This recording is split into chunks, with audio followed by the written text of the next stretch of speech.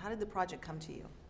In a very strange secret meeting where Andrew Kosove, one of the Alcon producer, asked to meet me in a place where nobody could recognize us, in New Mexico, where and he said it's very important. It needs to be.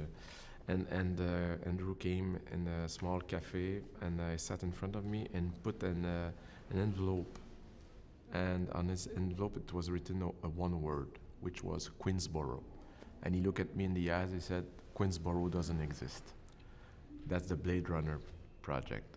And that my heart skipped a beat. When the first time I heard about it, I thought that it was like a fantastic bad idea. I mean, just to think about the idea that someone will try to do a sequel to that masterpiece, I was like, woof, that's gutsy, but is it a good idea, you know? Once I read the screenplay, I understood. There was a very strong ideas on the page, very strong potential to make a very powerful movie. And that's why I'm here.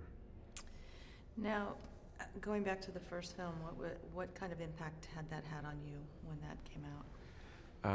I saw the first film. I was a young teenager back then, and I saw this movie right at the moment when I was starting to think about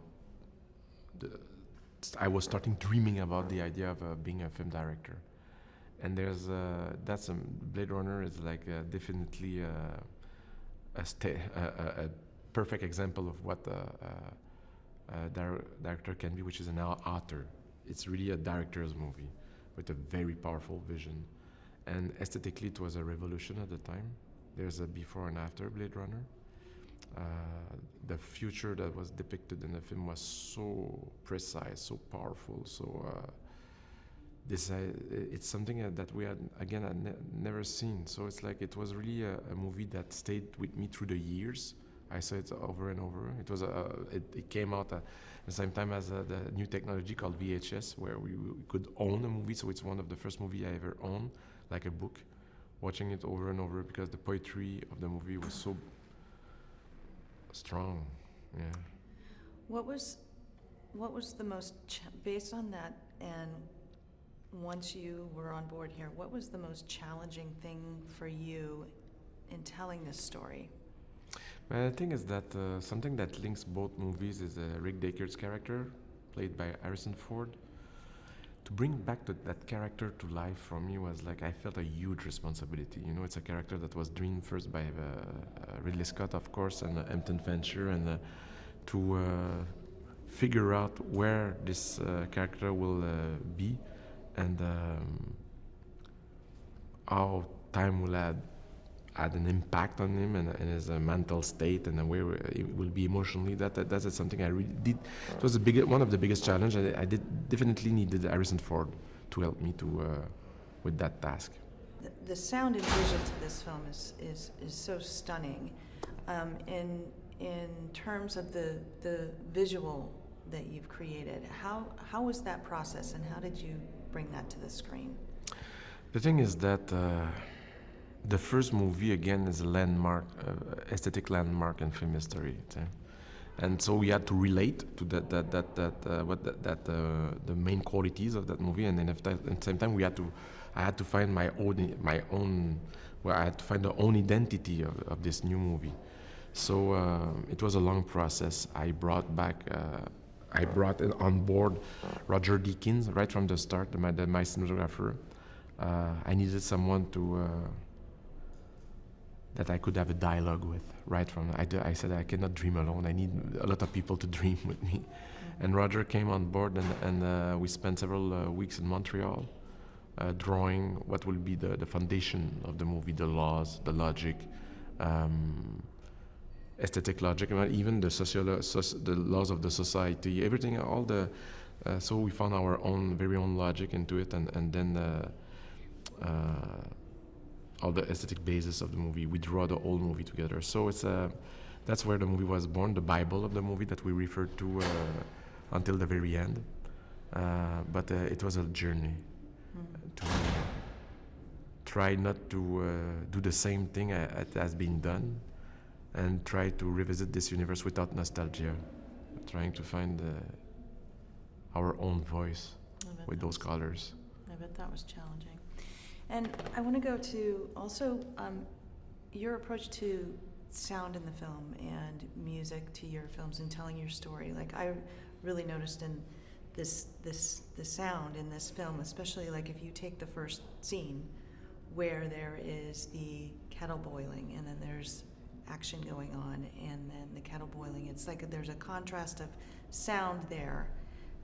How can you talk about that process in your storytelling? Yeah, sound design. Say movies is like for me, cinema is not about dialogue. It's about choreography, dance between sound and images, and the opening. I'm happy you noticed the sound design right out from the start, where we tried to create tension with sound design and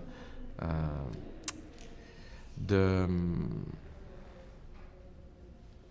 sound design of the first movie is very striking. It was something that, aesthetically was quite unique. And as much I took several visual liberties from the first movie, I felt that we should be quite close to the spirit of the sound design of the first movie. So we worked very hard to bring that kind of impressionistic, artificial quality to the atmospheres. Technically feel like there's always some kind of sounds that we never heard before that are coming from technology that we don't know, and that are carefully blended with the music. And the music being composed by Ben Wallfish and Hans Zimmer. We inspire ourselves from the soundtrack of the first movie, composed by Vangelis. We use the same instruments, trying to very old synthesizer called CS80 that is a beast. It's really a very specific instrument that is. What is interesting is that it's half analog, half electronic, and it's like really difficult to play with that synthesizer, and it creates those insane and powerful sounds that you can hear in the movie. That is a strong reminiscence of the first movie. So it's like I would say that as much as I wanted to be free from the first movie, there were some elements that I insisted that would be very familiar with the first one, sound and music. It was very impactful. Now, in speaking of this story, what if you had to describe this story without obviously giving too much away, how would you describe the story of Blade Runner 2049 and the themes involved?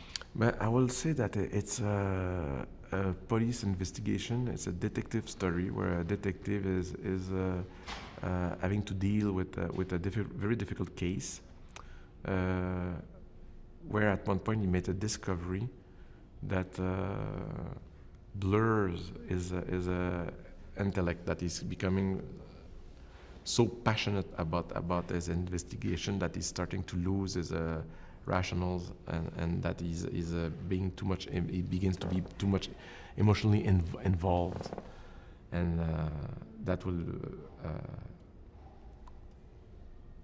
bring him to be in contact with something that I think is beautiful in the movie, which is a kind of broken dream, and I don't know if it makes sense in English what I'm saying, but that's the way I will describe it. Yeah. No. That's a beautiful way to describe it. And I think the story is also very thought-provoking, and it makes you think of humanity and how we look at humanity. Was that an intended theme within the film? Yeah, but the thing is that the first movie, it's a existential story. I mean, it's a story. It's a reflection on human condition, on how we deal with the fact that we don't know where we are coming from, and we don't know where we are going, and it's like that pressure of time upon our shoulders, and our relationship with memory, our relationship with the past, how we deal with the pressure of our past, and it was like that. Those themes were in part of the DNA of the first movie, and they are part of the DNA of the second one too as well. So do you feel that people that are not familiar with the first movie can go see this film and still understand it and appreciate it? That was one of the big challenges we had to figure out a way to make sure that it would be a standalone, so people could appreciate the story for itself, even if they had not seen the first movie. I think that it's a good idea to see the first movie first because it's a fantastic film, and secondly, you will be more familiar with the universe right from the start. But if you don't, you can still enjoy the movie. Yeah. Good. And I have one last question. I understand that it is being released in 3D as well. Have you had a chance to see it in 3D? The thing is that I supervised all the versions with Roger Deakins. We did all the